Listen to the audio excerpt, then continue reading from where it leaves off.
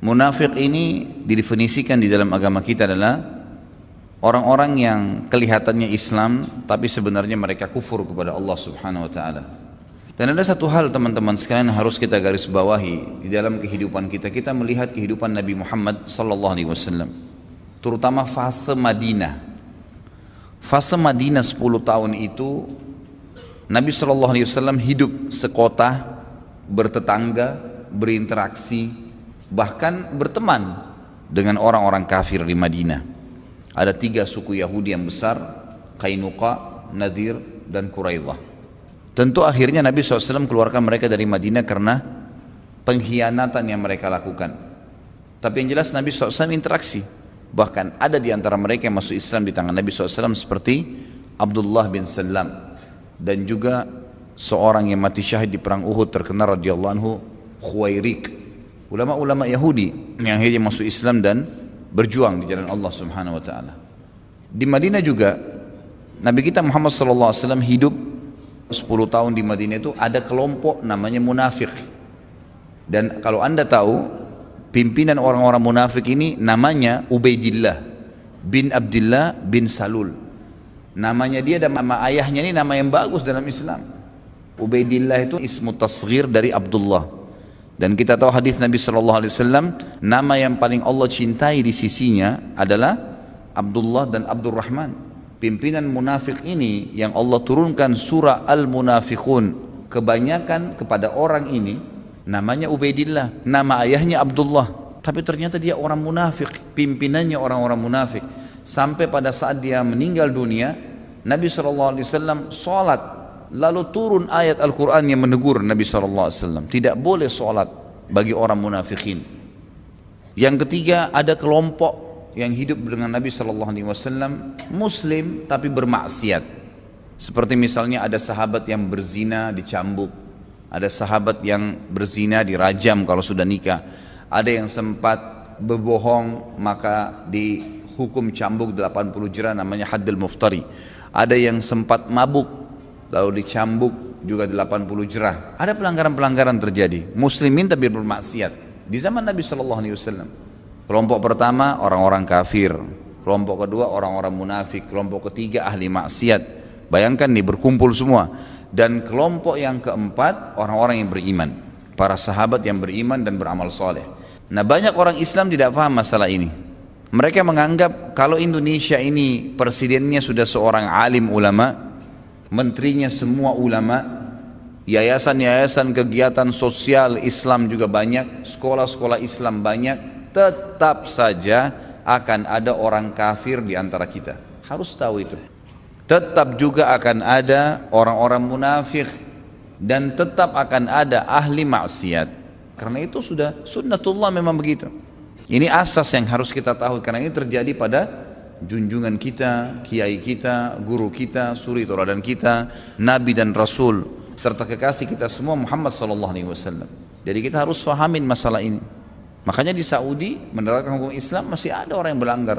Pernah ada yang sempat tanya sama saya, Ustadz, kenapa Saudi katanya terapin hukum Islam tapi masih ada orang yang bermaksiat tuh? Masih ada orang yang mencuri dipotong tangannya, masih ada yang berzina dicambuk, masih ada yang membunuh dipenggal lehernya. Jawaban saya apa? Jelas tadi.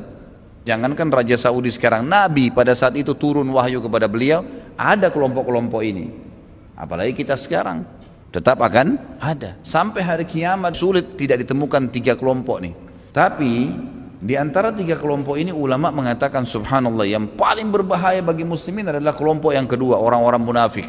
Kenapa? Karena orang kafir jelas kekafirannya. Seorang Nasrani, Yahudi, orang Hindu, Buddha, dia tahu orang Islam anggap mereka kafir, nggak ada masalah, jelas, tinggal didakwain, diluruskan, semoga Allah kasih hidayah. Kelompok yang ketiga ahli maksiat, ada orang Islam tapi buat dosa, ini juga bisa didakwain, didoain, insya Allah dapat hidayah. Teman-teman kita yang di sana mungkin macet, tidak mau mampir sholat maghrib, maksiat, semoga Allah berikan hidayah. Salah itu. Kalau mereka tahu bebannya hari kiamat, hukumannya, mereka tidak akan lakukan itu. Lebih baik mereka masuk ke masjid, wudu, segarin diri, selamatkan diri dari kemacetan, dari sumpah ibadah kepada Allah Azza wa Jalla, ikat diri maghrib isya, pahalanya seperti berjihad di jalan Allah Subhanahu wa taala, tambah lagi nuntut ilmu. Sudah sebentar juga pulang. Subhanallah, banyak yang pulang akhirnya dengan membawa ilmu, membawa iman. Macetnya sudah kurang. Pulang ke rumah juga Allah berkahi, istrinya jadi tenang, sambut dia. Mungkin anak-anaknya juga jadi tenang. Mungkin ada masalah banyak yang diangkat oleh Allah Subhanahu wa taala dengan seperti itu. Jadi ahli maksiat jelas, tapi orang munafik ini masalah karena tidak jelas. Muslim bukannya. Makanya jangan heran, yang membuat saya heran pribadi ya, kalau di Indonesia ini orang banyak nggak ngerti. Saya heran dengan mereka juga, kenapa mereka tidak mengerti kalau ada orang munafik banyak. Ciri utamanya itu adalah namanya nama Islam tapi bencinya sama Islam luar biasa. Itu orang munafik. Lihat orang berjenggot disorotin, di ini, di itu, diributin sama dia. Lihat orang menerapkan hukum Islam, nggak usah. Subhanallah, hukum Allah dikatakan nggak usah diterapin. Orang yang takut hukumnya Allah diterapin, itu pencuri dipotong tangannya, orang berzina dicambuk, dia pelaku. Kalau dia bukan pelaku, dia nggak bakal takut. Kalau kita bukan pencuri, kenapa harus takut ada potong tangan? Kalau kita bukan pezina, kenapa harus takut untuk dicambuk atau rajam?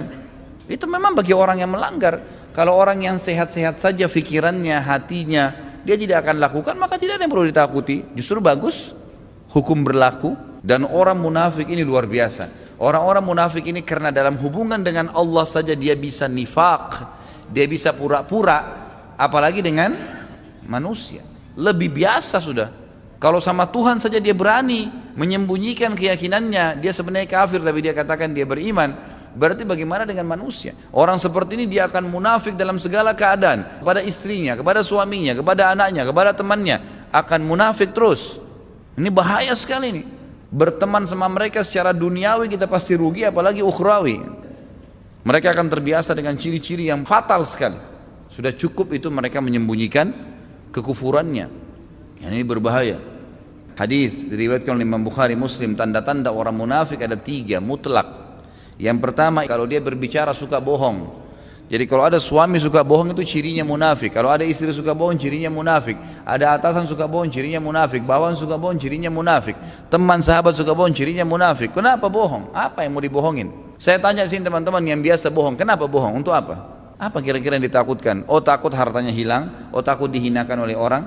Padahal sebenarnya kalau dia jujur pada saat itu, memang kadang-kadang agak pedih, tapi tuntas, selesai. Ada orang enggak, dia pikir dia selamat dengan dia bohong pada saat itu, tapi sebenarnya dia sedang memelihara masalah dan makin lama makin banyak dosa. Karena setiap orang tanya bohong lagi, setiap orang tanya bohong lagi. Bohong itu mendatangkan teman-teman yang lain.